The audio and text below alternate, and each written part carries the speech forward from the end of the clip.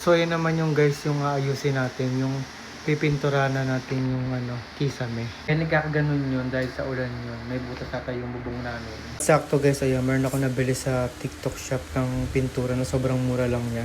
May kasama na rin siyang ganito, brush saka yung pang liha. Ganda naman yung mga reviews nito, kaya ako siya nabili. Marami nagsasabi nito guys, wala siyang amoy, hindi siya mabaka. Yung kinuha ko nga pa ng pintura is yung kulay white. Lagyan na namin ng tape yan, yung gilid-gilid. Para pumantay. Diba guys, ang pangit niya tingnan.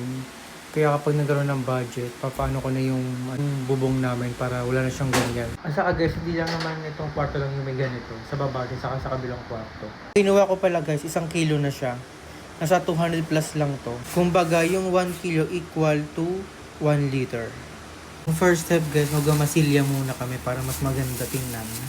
Start na. Ganyan yung iba. Pero pagbukas namin guys, ayan, hindi pala siya puno. Pero legit nga siya na water base siya, wala siyang amoy. First coating guys. Second coating na guys, ayan. Yung unang video, dark na dark siya. Medyo umokay na. Pero guys, napansin ko sa pintura na to, parang siyang pang bakal lang. I mean, mas maganda siya pag pipinturan niyo yung bakal na gamit ng pintura nila. Yan guys yung kinalabasan niya. Medyo meron pa siyang bakas. Pero okay naman yung nila, yung pintura. Guys, kung gusto niyo to, nasa yellow basket ko lang.